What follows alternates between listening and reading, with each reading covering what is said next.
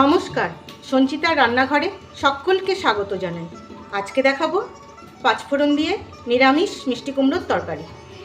প্রথমে আমি একটা মশলা করে নেব, ভাজা মশলা। সেই জন্য বসিয়ে দিলাম কড়াই। এবার কড়াইয়ে দিয়ে দিচ্ছি অল্প একটু পাঁচফোড়ন আর একটা শুকনো লঙ্কা। এটা আমি ভেজে নেব। পাঁচফোড়নটা ভাজা হয়ে গেছে।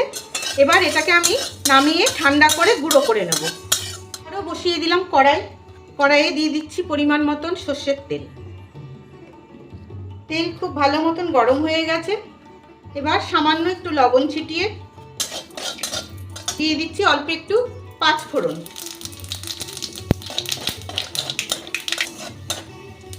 ফোড়ন ভাজা হয়ে গেছে। এবার দিয়ে দেব খুব ছোট করে কেটে রাখা আলু, ডুমু ডুমু করে কেটে রাখা আলু। আলুটাকে আমি একটু ভেজে নেব। আলু বেশ সুন্দর ভাজা হয়ে গেছে। এবার দিয়ে দেব ডুমু ডুমু করে কেটে রাখা মিষ্টি কুমড়ো। মিষ্টি কুমড়োটাও আমি খানিকটা ভেজে নেব। মিষ্টি কুমড়োটা ভাজা হয়ে গেছে। এবার দিয়ে দেব আমি একটা গোটা টমেটো। অল্প একটু লবণ ছিটিয়ে টমেটোটাও আমি কিছুটা ভেজে নেব। ঢাকা দিয়ে টমেটোটা ভেজে নিয়েছি। এবার দিয়ে দেব পরিমাণ মতন হলুদ, অল্প কাশ্মীরি লঙ্কার গুঁড়ো, নুন তো আগেই দিয়েছি, আর দুটো চেরা কাঁচা লঙ্কা। কাশ্মীরি লঙ্কা দিয়েও আমি একটু ভেজে নেব। বেশ ভালো মতন ভাজা হয়ে গেছে।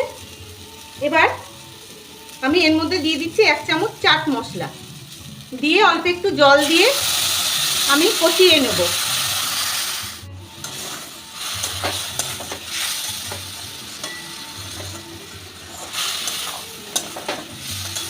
খুব ভালো করে কষানো হয়ে গেছে। এবার দিয়ে দেব অল্প একটু চিনি দিয়েও আর একটু কষিয়ে নেব। সব প্রায় সেদ্ধ হয়ে গেছে, সবই সেদ্ধ হয়ে গেছে। এবার দিয়ে দেব অল্প একটু জল। বেশি জল দেবেন না, অল্প একটু জল দিলেই হবে, কারণ এই কষাতে কষাতে ভাজতে ভাজতেই প্রায় সেদ্ধ হয়ে গেছে। খুব ভালো করে সব সেদ্ধ হয়ে গেছে। এই যে আলু একদম গলে গেছে, মিষ্টি কুমড়ো একদম নরম হয়ে গেছে। এবার তরকারিটাও বেশ মাখা মাখা হয়ে গেছে। এবার দিয়ে দেবো গুঁড়ো করে রাখা পাঁচফোড়ন। অপূর্ব স্বাদ হয় বন্ধুরা, এইভাবে একবার বানিয়ে খেয়ে দেখবেন। তৈরি হয়ে গেল পাঁচফোড়ন দিয়ে মিষ্টি কুমড়োর তরকারি। কেমন লাগলো আপনাদের জানাবেন কিন্তু।